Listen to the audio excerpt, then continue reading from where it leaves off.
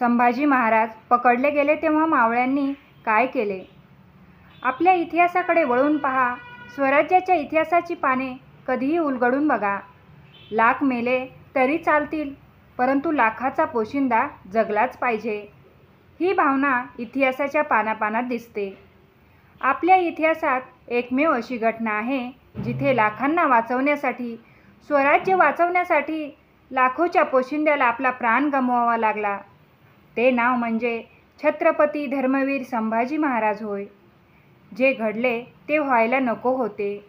एक वेळ त्या योद्ध्याला युद्धात वीरमरण आले असते तरी ते चालले असते, परंतु महाराजांनी ज्या यातना सहन केल्या ते ऐकून आजही प्रत्येकाचे मन व्याकुळ होते. प्रश्न उभा राहतो, कणभर सैन्य असताना देखील मनभर शत्रूंवर तुटून पडणारे मावळे देखील शंभूराजांना का वाचवू शकले नाहीत?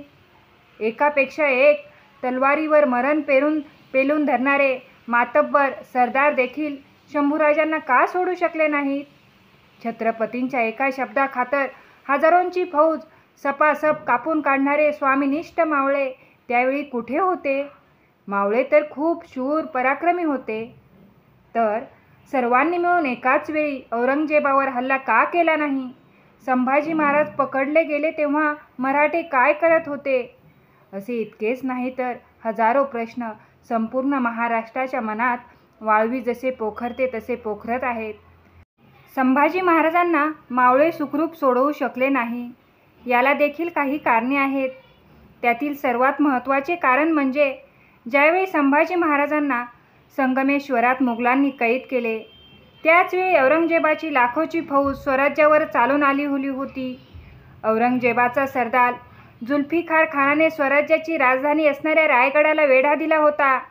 एकीकडे स्वराज्याचे छत्रपती असणारे शंभूराजे मोगलांच्या जाळ्यात अडकले होते, तर दुसरीकडे शिवरायांनी संपूर्ण आयुष्य खर्च करून जे स्वराज्य निर्माण केले ते संपूर्ण स्वराज्यच मोगलांच्या विळख्यात होते.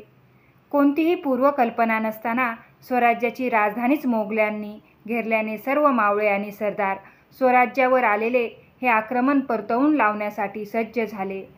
त्यामुळे तिकडे संभाजी महाराज कैद झाल्याची वार्ता रायगडावर खूप उशिरा पोहोचली. संभाजी महाराजांना मावळे सोडू शकले नाहीत याचे दुसरे महत्त्वाचे कारण होते.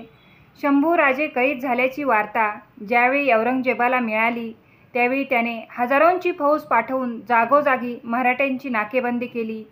ज्या मार्गाने मोगल शंभूराजांना घेऊन जात होते त्या मार्गापर्यंत मावळे सहजासहजी पोहोचू शकत नाहीत, याची औरंगजेबाने पूर्ण खबरदारी घेतली होती. त्यामुळे संभाजी महाराजांना सोडवणे मावळ्यांना शक्य झाले नाही. एकीकडे शंभूराजे तर दुसरीकडे स्वराज्य. कोणतीही पूर्वकल्पना नसताना स्वराज्याच्या इतिहासातील ही सर्वात भयंकर संकटे एकाच वेळी उभी राहिलेली होती.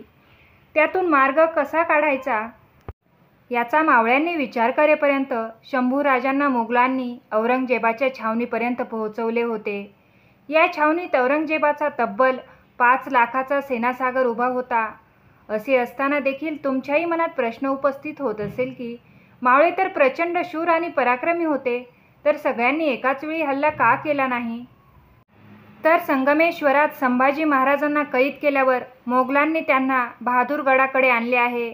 बहादूरगड हा भुईकोट किल्ला आहे. आजूबाजूला दऱ्याखोऱ्यांच्या आणि डोंगर कपाऱ्यांचा प्रदेश खूप कमी समतोल भागावर औरंगजेबाचे लाखोचे सैन्य उभे आहे. त्यावेळी मराठ्यांची सर्वात महत्त्वाची आणि मोठी ताकद म्हणजे गनिमी कावा. डोंगर कपारीमध्ये दबा धरून शत्रूवर अचानक हल्ला करणे म्हणजे मराठ्यांचा गनिमी कावा होय.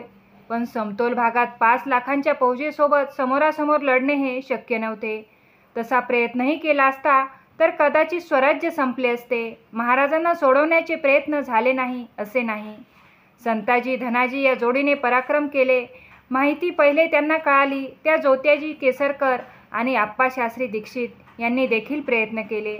पहिला प्रयत्न हा आप्पाशास्त्री दीक्षित म्हणजेच कृष्णभट्ट जोशी यांनी, दुसरा प्रयत्न म्हणजे जोत्याजी केसरकर यांनी केला. महाराजांना सोडवण्याचा तिसरा प्रयत्न हा पाथरपुंज या आंबाघाट परिसरातील धनगर वाड्यातील काही 8 ते 10 धनगर पोरांनी केला.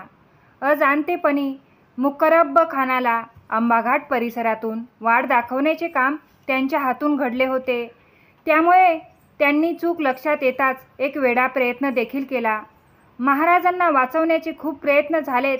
त्यात रायप्पा महार, खंडो बल्लाळ चिटणीस यांनी देखील प्रयत्न केले.